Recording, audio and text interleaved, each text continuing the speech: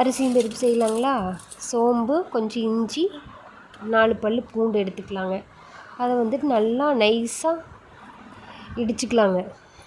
இடிச்சுட்டு சின்ன வெங்காயம், பச்சை மிளகா 2, கருவேப்பிலைங்க, அப்புறம் கொஞ்சம் தக்காளிங்க, 2 தக்காளி போட்டால் போதுங்க.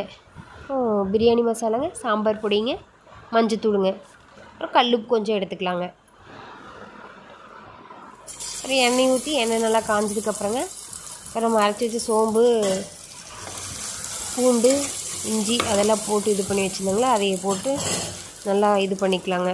அது கொஞ்சம் நல்லா இதானதுக்கப்புறங்க வெங்காயம், கருவேப்பிலை, பச்சை மிளகாய் போட்டுக்கலாங்க.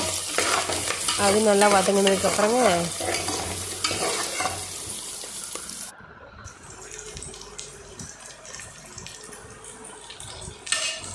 வதங்கிட்டுக்கு அப்படியே நல்லா வதங்கினதுக்கப்புறம் தக்காளி போட்டுக்கலாங்க.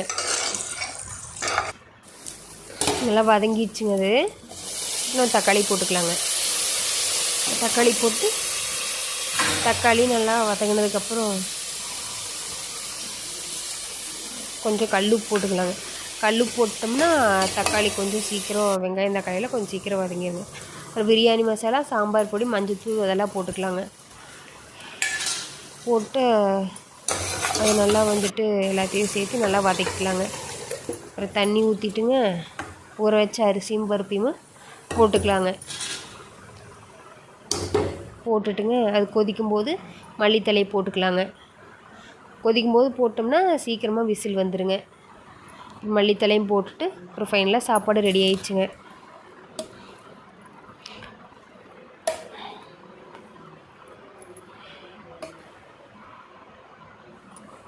தம்பிக்கு ஊட்டிட்டுங்க, தம்பிக்கு எடுத்துகிட்டு தம்பிக்கு கொஞ்சம் மேலே நெய் ஊற்றி தம்பிக்கு ஊட்டிட்டுங்க இப்போ நாங்களும் சாப்பிட்டுங்க இப்போ படுத்துட்டேங்க.